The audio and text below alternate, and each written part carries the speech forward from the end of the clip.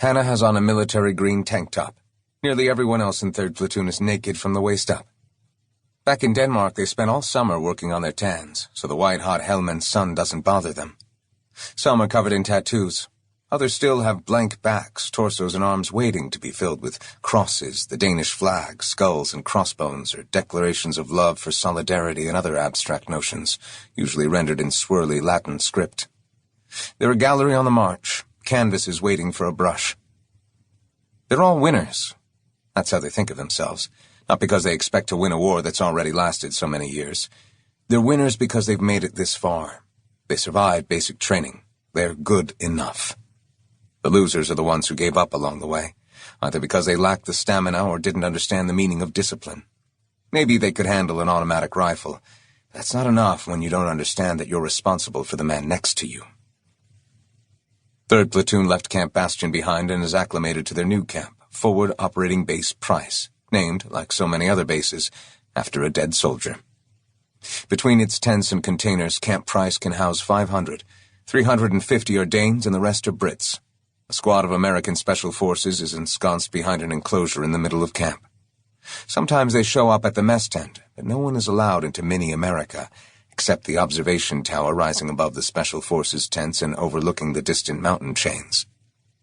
Instead of barracks, as in Camp Bastion, there are spacious dark brown tents equipped with air conditioning and interconnected by black plastic grids laid out as paths in the gravel. They've been on their first patrols, but not into battle. The landscape is monotonous, except along the riverbanks of the densely populated Green Zone, the battlefield with its enclosed farms, cornfields, and windbreaks, and a labyrinth of mud walls rife with possibilities for ambush. Flares counterpoint the Iron Age architecture, and the sound of gunfire punctuates the goats bleating and the children's cries. They've grown accustomed to it. The noise of war is a sign of life. When they're out on patrol, they keep to the middle of Highway 1. All traffic pulls over to the side of the road and stops, or else flares are fired as warning shots. The armored personnel carriers rumble between two rows of stopped vehicles. Fear of car and roadside bombs determines their behavior. "We couldn't force the traffic to stop in Iraq," says Robert, one of the platoon's 3 sergeants. He spent time in Iraq, not in the sandboxes to the south, Camp Eden or Camp Donavang, but employed in an American security firm in Baghdad. Bodyguard, escort, transport, that kind of work. The firm was called Dark Sky. None of them has ever heard of it. Contractor, he calls himself.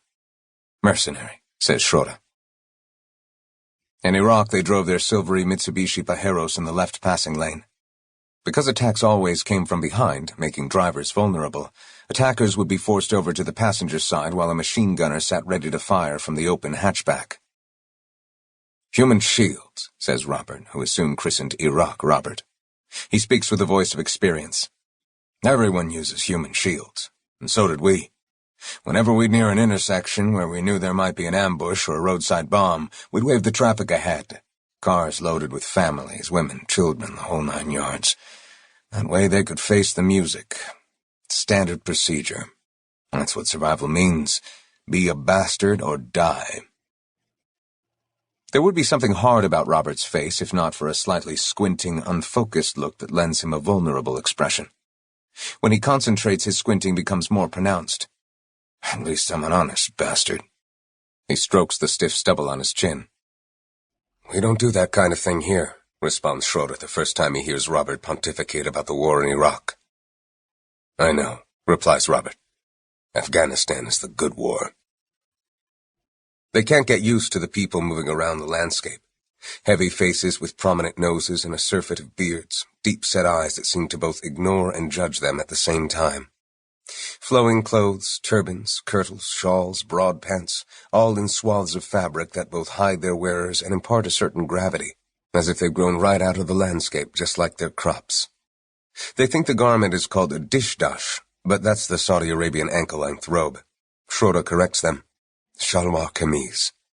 There's no Danish word for the fortified Afghan farms, so they use the English compounds. Kalat, says Schrøder, who's also the language officer and speaks Pashto.